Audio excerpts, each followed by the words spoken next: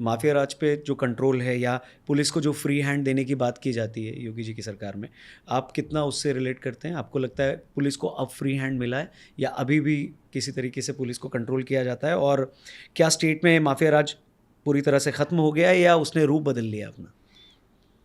मैं आपको इसका संकेत ये दूंगा कि मैं बहुत तृप्त व्यक्ति हूँ, अंतर्तृप्त है, मुझे कोई अपेक्षा जीवन से नहीं है। मैं बिल्कुल, भगवान ने बहुत दिया है इस गुनहगार को।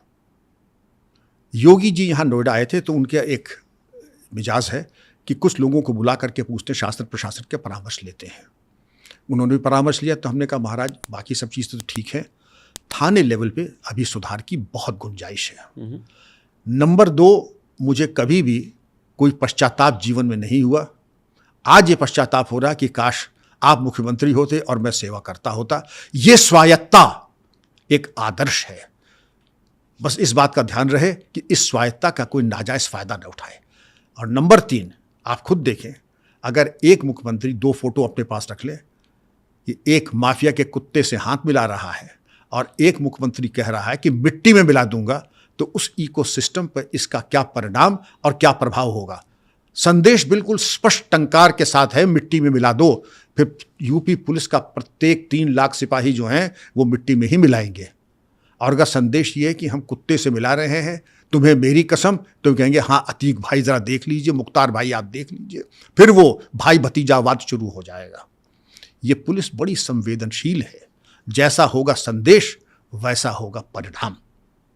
पर सर योगी सरकार में एक चीज़ जो हुई है वो है, उसको बुलडोजर जस्टिस के नाम से बोला जाता है। कुछ लोग इसको बहुत ज़्यादा सपोर्ट करते हैं क्योंकि उनका ये कहना है कि अगर कोई माफिया कुछ ऐसा काम कर रहा है और फिर उसके साथ बुलडोजर जस्टिस होता है तो इसका असर पड़ेगा बाकी लोगों पर भी, बाकी लोग भी डरेंगे। पर सुप्रीम कोर्ट ने इस पर तीखी टिप्पणी करी है। आपका इस मामले में क्या कहना है? बहुत अच्छा सवाल किया। सबसे पहले बुलडोज़र जब मैं डीजीपी था तो अतीक महोदय के ही घर पे चलवाया था मैंने। 2007 की ये बात है, मदरसे में जब अशरफ ने बच्चियों के साथ गैंग रेप किया तो पहले हमने कहते देखिए, एक जब मैंने कहा ना एक अपराधी होता है तो उसकी कुंडली में कई ग्रह होते हैं।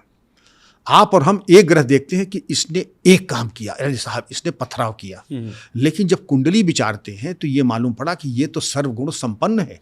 इन्होंने तो नाजायज अट्टालिकाएं भी बनाई हैं, इन्होंने तो अस्पताल भी बनाए हैं। सुप्रीम कोर्ट ने ये नहीं कहा कि नाजायज बिल्डिंग नहीं गिराई जाएंगी, उन्होंने ये कहा नाजायज बिल्डिंग विधि सम्मत तरीके से ही ध्वस्त की जाएंगी। मैं भी यही कह रहा हूँ।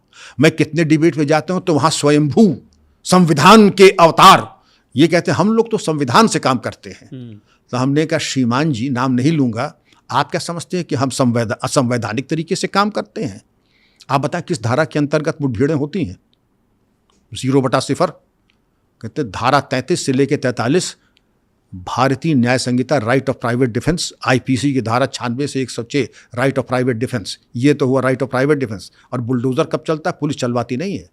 पुलिस फिर अपनी छानबीन में पता लगाती है डेवलपमेंट अथॉरिटी से किसने कितने पीडब्ल्यूडी, रेलवे, पुलिस की सरकारी ज़मीन पे कब्जे किए हैं। उसके बाद उनको नोटिस दी जाती है। आकर नोटिस हमें मिली नहीं तो ये हमारा काम थोड़ी है। नोटिस का तरीका ये है रौनक जी, जाके आपके दीवार पे चस्पा कर दिया, 2 गवाहों से साइन करा दिया, फोटो ले ली, that is deemed to be received, क्योंकि आप लेंगे भी नहीं, आप चिट्ठी रिसीव भी नहीं करेंगे। और उसके बाद मान लीजिए प्रयागराज डेवलपमेंट अथॉरिटी है या नोएडा डेवलपमेंट अथॉरिटी है, उसने कहा हमारी इतनी ज़मीन पे मान लीजिए एक भू माफिया का कब्जा है। पुलिस तो जाती है, वो तो बिल्कुल साक्षी भाव से देखती है, निस्वार्थ भाव से देखती है और डिमोलिशन हो जाता है।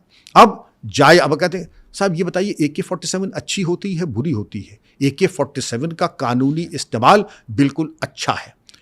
किसी की हत्या करने के लिए, फर्जी मुठभेड़ करने के लिए वो नाजायज़ है, नहीं होना चाहिए। नाजायज़ डिमोलिशन नहीं होना चाहिए।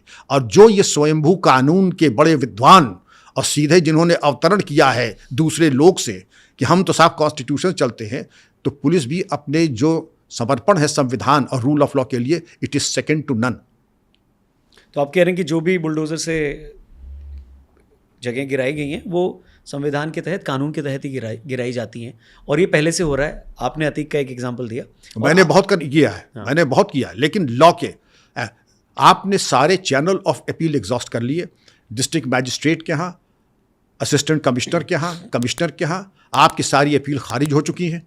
बिल्कुल डिमोलिशन होगा। अब इसमें क्या समझते कि आपने कहीं जा करके अपनी अट्टालिका बना ली और 4 जाके वहाँ पर बाहुबली जाके खड़े हैं और रोज़ मूंछ पे ताव दे रहे हैं, वहाँ दारू पी रहे हैं और साबित तो उसको डिमोलिशन नहीं होगा उसका। नाजायज़ आपने कब्जा कर रखा अरबों रुपए की ज़मीन पे, वो डिमोलिशन नहीं होगा। ये लोग जो हैं न हींग लगे न फिटकरी, रंग चोखा और अपने को तथाकथित ह्यूमन राइट्स एक्टिविस्ट कहते हैं।